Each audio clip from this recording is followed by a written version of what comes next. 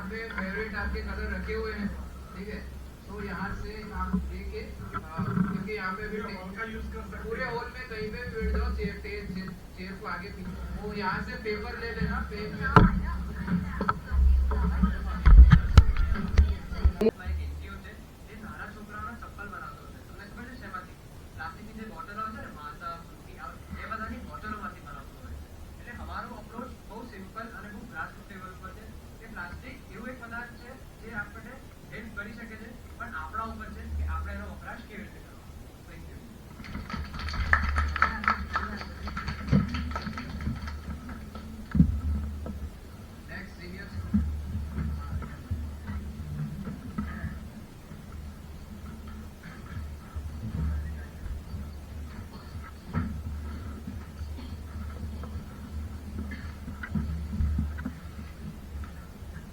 મારું નામ નિયતિ પરમાર છે. હું એચકેએસ કોલેજમાંથી આવી છું અને હું BA કરી રહી છું. મારો મેઇન સબ્જેક્ટ થિયોગ્રાફી છે. મારું નામ વૈષ્ણવ રાજવંતી છે. હું શ્રેયાસ યુનિવર્સિટીમાં ફર્સ્ટ યરમાં BBA કરું છું. મારું નામ હર્ષ કુમાર છે. હું ઇલેક્ટ્રિકલ એન્જિનિયરિંગ કરું છું. ચાંગડાથી આવું છું.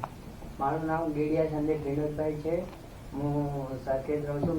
મેં BCom કમ્પ્લીટ કર્યું છે 2020માં. બરાબર. મેં ટ્રાન્સપોર્ટ લાઈન જોયેલી છે કે મને આગળ જઈને આમ બિઝનેસ કરવાની ઈચ્છા છે. એટલે હું કનેક્ટ કેવી થયો આ ગ્રુપમાં? હે આ ગ્રુપમાં કેવી રીતે સામેલ? ઓકે બરાબર.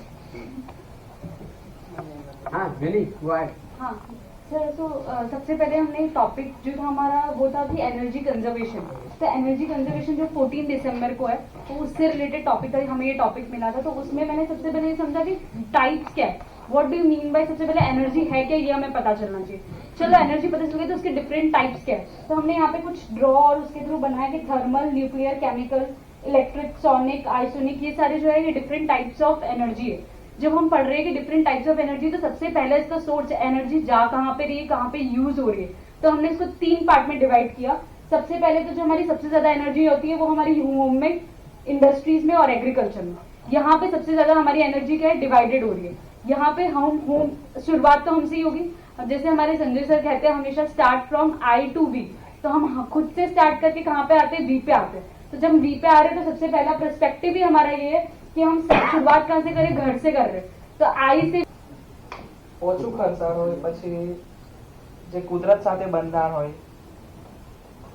અને એનાથી આપણે વેલ્યુ સમજાઈ શકીએ કે આપણે કરતા હોય તો આપણા છોકરાઓને પણ એની ખબર પડે અને એ છોડને મોટું થવામાં કેટલી વાર લાગે અને કેટલો સમય લાગે એ આપણા બાળકો પણ શીખી શકે એનાથી. हम कहाँ कहाँ कर सकते हैं. और तीसरा हमारा सोशल मीडिया के थ्रू हम कर सकते हैं. तो फर्स्ट जो हमारा एजुकेशन के लेवल पे उसमें हमने 3 पार्ट में डिवाइड किया. तीसरा रह गया जो प्राइमरी सेक्शन है, वहाँ पे हम सिर्फ उनको इतना सिखाएंगे कि छोटे बच्चे हैं वो ज्यादा इन सब चीजों में इन्वॉल्व नहीं होते हैं. तो हमने ऐसा सोचा है कि जो छोटे लेवल पे जो प्राइमरी लेवल के बच्चे हैं उनको हमें ये सिखाना चाहिए कि हम इलेक्ट्रिसिटी कैसे सेव करें. कि जैसे वो कभी भी गए, टीवी ऑन करके चले गए या फिर टीवी का स्विच भी इवन उन्होंने ऑन रखा है तो कहीं ना कहीं वो इलेक्ट्रिसिटी यूज हो रही है क्योंकि उसमें भी एक लाइट जल रहा है. तो हमें वो उनको सिखाना है कि वो हम कैसे रिड्यूस करें. कि आप कभी भी कोई भी बच्चा जा रहा है तो भाई स्विच बंद करके जाओ आप. फिर सेकंड है वाटर. छोटे बच्चे हैं वो सीधी सी बात है हाथ धो करके चले जाते हैं, थोड़ा नल खुला छोड़ देते हैं. तो हमें उनको ये भी अवेयरनेस दिलाना है कि भाई जब आप जा रहे हो तो अच्छे से टैप बंद करो. तो ये एक हमारा प्राइमरी स्कूल के लिए रहेगा. हायर सेकेंडरी स्कूल जो कि थोड़े बड़े बच्चे हैं तो उनको हम ये सिखा सकते हैं कि भाई आप जो डस्टबिन में आप कचरा इकट्ठा करते हो, जो सेग्रीगेशन होता है वेस्ट का, वो अब उनको सिखा सकते हैं क्योंकि वो उनका माइंड उस लेवल का हो जाता है कि वो इस चीज को समझे. तो हायर सेकेंडरी में हम यही सोचेंगे कि उनको ये सिखाया जाए कि कैसे सेग्रीगेट करे वेस्ट को. उससे उनका क्या होगा कि वो स्टूडेंट्स को सिखा सकते हैं. फिर अभी उसके बाद ये बताएंगे सोशल मीडिया का जो है. यूट्यूबर बताओ.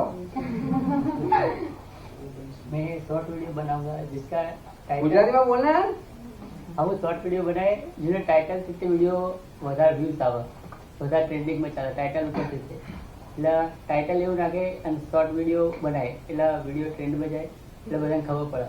અને એક ઇન્સ્ટાગ્રામ પર જે વધારે પોપ્યુલર હોય એના જોડે कोलैबोरेशन करते हैं. मोटिवेशनल स्पीकर्स या ऐसे किसी को हम अपना जो एक्टिविटी किया है वो उनको देंगे. या फिर हमने जैसे इवेंट डाला है ना, इवेंट में हमारा यही है कि हम सोसाइटीज और विलेजेस या कम्युनिटी सेक्टर्स को हम वहाँ पे टारगेट करेंगे, वहाँ पे जो इवेंट करेंगे ना वो सब हम सोशल मीडिया पे कैप्चर करेंगे और पब्लिक गैदर करने के लिए हम किसी मोटिवेशनल स्पीकर्स या फिर कोई ऐसी अच्छी हस्ती हो जिनसे पब्लिक अट्रैक्ट होती हो, उनको बुला करके इवेंट उनका हो, साथ में हम भी जुड़ जाएं। तो वैसा करके हम वो चाहते थे कि अलग अलग बैकग्राउंड के लोग आए और साथ में जुड़े पर्यावरण को लेके। और पर्यावरण मित्र संस्था 1997 में चालू हुई, जो पंड्या सर ने चालू की। पंड्या सर मेरे जैसे एक एनवायरमेंटल इंजीनियर है एनडी कॉलेज से, और वो तभी से थोड़ा एक्टिविस्ट रहे हैं कि कुछ अन्याय होता है तो वो वहाँ पे बात करते हैं। और ऐसे ही धीरे धीरे उनके यूथ के टाइम पे उन्होंने ऐसे बहुत सारे प्रोग्राम्स किए, और अभी के लिए वो पर्यावरण के ऊपर एडवोकेसी करते हैं। बहुत सारे गांव के अंदर हमारे पैरालीगल्स काम करते हैं कि सर ने बहुत सारे लोगों को एजुकेट किया है कि जहाँ पे इंडस्ट्रीज वगैरह आते हैं गांव के अंदर, तो वहाँ पे EIA के टाइम पे एक पब्लिक हियरिंग होनी चाहिए जहाँ पे लोगों को चांस दिया जाता है कि आप आके बोलो। तो जो लोगों को नहीं पता रहता है कि अगर कोई इंडस्ट्री आ रही है तो उसकी वजह से क्या क्या इफेक्ट उनको हो सकती है। पर्यावरण को तो इफेक्ट होगा ही होगा, बट वही पर्यावरण की इफेक्ट की वजह से उनके लाइफ को भी कुछ ना कुछ इफेक्ट हो रहा है। तो वो सारी चीजों में पंड्या सर ने बहुत अच्छे से काम किया है। और अभी मैं सर को इनवाइट करूंगी कि वो 2-3 મિનિટ में એટલે ઈરાદો એવો છે કે આ બધા પર્યાવરણના કાયદાઓ ને બધું આવ્યું પણ એનું પાલન નથી થતું, કારણ કે એની જાગૃતિ નથી. એટલે આપણા યુવાનોમાં જ નહીં, જજોને પણ જાગૃતિ નથી થતી, ન્યાયાધીશોને પણ આ ખબર નથી હોતી. આ તમને કહું જાણ સારું, એમનું બધું એવું નથી હોતું. અને એટલા માટે એક ન્યાયાધીશે મને કહ્યું હતું કે અમને લોકોને આ PH, BOD, COD, ટર્બિડિટી, આ PM 2.5, PM10 આ બધું શું છે ખબર નથી. અને એટલા માટે અમારું એક મેગેઝિન આવે છે પર્યાવરણ મિત્ર, એમાં પર્યાવરણનો પ અમે શરૂ કરેલો. અને અમારી કોલેજના એક અધ્યાપક અત્યારે 86 વર્ષના છે પણ એક્ટિવ છે, પ્રોફેસર JN જોશી, અને એમણે વિનંતી કરી કે સાહેબ તમે આ લખો. એટલે દરેક પર્યાવરણ મિત્રોનો જે 2 મહિને અંક બહાર પડે છે એને બાય મંથલી અંગ્રેજીમાં કે ગુજરાતીમાં દ્વિમાસિક કે એમાં અમે પર્યાવરણનો પર લખ્યું અને પછી એનું કમ્પાઇલેશન કર્યું અને એ ચોપડીનું અનાવરણ એનું વિમોચન જસ્ટિસ મોહિશાના હસ્તે કરાયું. જે મોહિશા મુંબઈ હાઈકોર્ટના નિવૃત્ત ચીફ જસ્ટિસના હાથે. એટલે એ જજોને પણ ખબર પડે કે PH, BOD, COD શું છે, એટલા માટે, એટલે અવેરનેસ માટે. બીજી વસ્તુ કે જ્યાં સુધી આપણને પ્લાસ્ટિકની ખબર છે કે પ્રદૂષણ થાય છે, તો પ્લાસ્ટિકના કાયદાની ખબર નથી. તો કાયદાથી આ બંધાયેલા છે એ પણ જાણવું જરૂરી છે. બાયોમેડિકલ વેસ્ટ નુકસાન કરે ખબર છે, પણ બાયોમેડિકલનો કાયદો શું છે આપણને ખબર નથી. ઈ વેસ્ટ ઉપર તો ખબર જ નથી આપણને કે આ મોબાઈલનું નુકસાન શું થાય તે તો ખબર જ નથી. એક પ્રકારની જાગૃતિ આવે અને તો જ આ થાય. અને એટલા માટે સુપ્રીમ કોર્ટે એવું કીધું કે જ્યાં સુધી તમે નિશાળમાં અને પેલું યુજી કોણ બોલી છે, યુજી હા અંડર ગ્રેજ્યુએટ સ્નાતક કક્ષા સુધીના સિલેબસમાં દાખલ નહીં કરો આ સબ્જેક્ટ તો સમજણ નહીં પડે. અને આપણા ત્યાં વ્યાયામના શિક્ષક હોય છે, ચિત્રના શિક્ષક હોય છે, સંગીતના શિક્ષક હોય છે, પણ પર્યાવરણના શિક્ષક નથી હોતા. તો ભણાવે કોણ? લો કોલેજમાં અમે લોકો ભણાવીએ છીએ. આ ફાલ્ગુની મેડમ ભણાવે, હું ભણાવવા જઉં છું, તમારા GLS-માં કે સ્કૂલ ઓફ એ બધામાં. અને એટલે આ પર્યાવરણનું શિક્ષણ મળે એટલે આ નાનો પ્રયત્ન કર્યો છે. એટલે આ હવે તમે આટલા જ લોકોને અને એન્જોયની સાથે આપણે જુદા જુદા પ્રકારની પ્રવૃત્તિઓ કરવાની જે આપણને ગમે, બરાબર ને? આપણે ગમે એવી પ્રવૃત્તિઓ, આપણા સમયે પ્રવૃત્તિઓ કરવાની છે.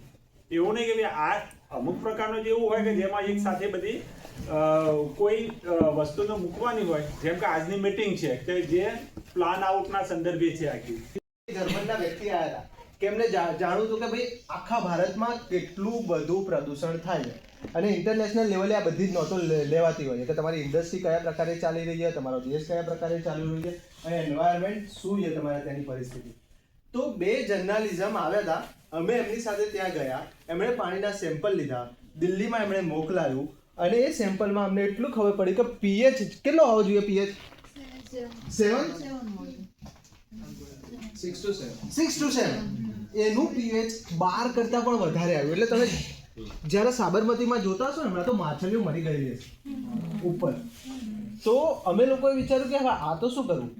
આ તો એવું નથી કે એમસી સાથે લડવાનું, આ તો બીજી 10,000 ઇન્ડસ્ટ્રી હતી અને આખું શહેરનું પાણી હતું. આને કેવી રીતે રોકવું? કારણ કે ઇન્ડસ્ટ્રી વાળા તો પોતાની મનમાની કરવાના ને મારી પાસે એટલા કરોડો રૂપિયા નથી કે હું જઈને એને એમ કહું લે આ કરોડ રૂપિયા રાખને ધંધો બંધ કરી દે. એ તો હું કરી જ શકવાનો નથી. તો શું કરવું? તો ફરીથી અગેન આપણા ડાયરેક્ટર મહેશ પંડ્યા સર પકડો કે સાહેબ આ તો બહુ મોટો વિકટ પ્રશ્ન આવે. તો એમણે કીધું કે હવે આમાં પબ્લિક મુવમેન્ટ જોશે. આમાં ગવર્મેન્ટને બી ખબર છે કે આ બધું ઇન્ડસ્ટ્રીનું પાણી આમાં જઈ રહ્યું છે, તો હવે આમાં પબ્લિક મુવમેન્ટ જોશે. તો મેં કીધું સર તમને ખબર છે કે ઇન્ડસ્ટ્રીના ભગવાન છે? કોને ખબર કે ઇન્ડસ્ટ્રીના ભગવાન છે? ના કે એનાથી બધી ઇન્ડસ્ટ્રી ડરે જ છે. હનુમાનજી ના લે એનજીટી ના એનજીટી ને કન્સિડર કરી શકાય પણ એનજીટી નહીં. અચ્છા જીપીસીબી વિશે કેટલા સાંભળ્યું? वो भगवान थोड़ी जीसीबी नहीं चढ़ना वो तो मान जाते हैं.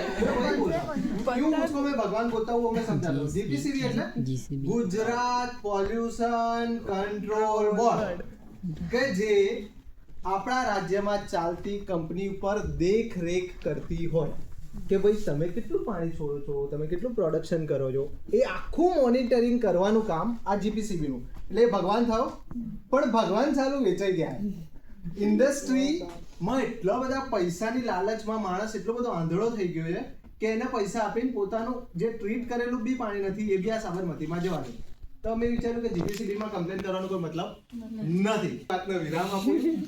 આ બધું કહેવાનું તાત્પર્ય એટલું જ હતું કે તમે તમારા દિમાગમાં આવા આઈડિયાઝ વિચારો અને એના ઉપર આપણે કામ કરીએ. પંકજભાઈ અધીરા થાય, હું પંકજને ફરીથી સ્ટેજ આપી દઈશ પ્લીઝ. સો આપણે એને કલામાં પણ ફેરવી શકીએ, જે આજથી અમે 8 વર્ષ પહેલા કર્યું હતું અને એની પ્રસ્તુતિ અમે જે વિજ્ઞાન મેળો હોય એમાં કર્યું હતું. मतलब ये बोल रहे हैं कि आर्ट एंड क्राफ्ट जो करते हैं चीजें, तो प्लास्टिक की जो बोतल होती है उसका अपने वो पेन होल्डर ऐसा कुछ भी है ना, ऐसा ही बोल रहे हो ना आप? अब वो हमने 8 साल पहले किया था. काफी अच्छा लगा. और कोई ગામના ખેડૂતો હોય તો તેને કહી શકાય કે હવે આ બેને જેમ વાત કરી કે તમે પૂછ્યું કઈ રીતે ગયું એટલા માણસોને 8 દિવસ એ સાણંદ તાલુકાનું ગયા વર્ષે અમે ગયા હતા. આ વખતે પણ હમણાં જાન્યુઆરીમાં કેમ્પ હશે જ. ટીંબા ગામની અંદર ગયા હતા કે જ્યાંના સરપંચ પણ એચકેમાં જ ભણેલા હતા. એટલે એચકેમાં તો જ્યાં જોઈએ ત્યાં એચકેનું કંઈ દેવનભાઈ પણ ત્યાં જ ભણેલા હતા. હવે અમે ત્યાં ગયા 8 દિવસ રહ્યા અને પ્રાઇમરી સ્કૂલમાં રહ્યા. ગર્લ્સ બોયઝ અમે કેટલી સંખ્યા હતી અમે સૌ લોકો ગયા. સવારનું રૂટીન અમારું 5 વાગ્યામાં ઉઠીને પહેલાં તો યાત્રામાં નીકળીએ છીએ. બ્રશ કર્યા વગર 5 વાગ્યામાં ઉઠીને જવાનું. પછી આવી નાહી ધોઈ નાસ્તો કરીને પહેલાં તો અમારે ત્યાં સફાઈ કરવાની કે જે એરિયામાં અમે પ્રાઇમરીમાં રહીએ છીએ. મીન્સ કેમ્પ દ્વારા બધું થઈ શકે. અમે એનએસએસમાં કરીએ છીએ. तो मतलब जो भी आता था ना, मतलब कुछ को ही पता था, सबको नहीं पता था, तो हम ऐसा कुछ करेंगे कोई बता सकते. तो हम जो वेस्ट सेग्रीगेशन जो प्रोसेस है फेल થાય છે તો सबसे ज्यादा तो आगे कोई यहाँ पे हम बैठे. हेलो गाइस, तो हमारी प्रोग्राम के अंदर 5 मिनट का ब्रेक दिया गया है. इस 5 मिनट के अंदर हमारा ब्लॉगर ब्लॉगिंग कर रहा है और यहाँ पे लोगों को दिखा रहा है. आप दिखा दो कि ये हम यहाँ पर पर्यावरण कैसे सुधारा जा सकता है उस पर बात कर रहे हैं. और उधर बैठे हमारे सबसे अच्छे कैंडिडेट और ये है हमारे भविष्य के टीचर निशा जी, भाई है जो बहुत ही अच्छे आइडिया अभी हमको देंगे. थोड़ी देर में आप उनको भी सुनोगे. और ये विजयों के विजय दिग्विजय जी हैं. तो गाइस ब्रेक चला है, चलो राउंड मार के आते हैं बाहर की तरफ. देखो ये अपने सर पीछे सब मजे में कसा काय सगळ्या छान चांगला गाइस सब यहाँ पे ब्रेक में खड़े हुए हैं. यहाँ पे सब ब्रेक में खड़े. यहाँ पे बातचीत चल रही है, आइडियाज की बातचीत चल रही है. तो चलते हैं, चलो अब चलते हैं.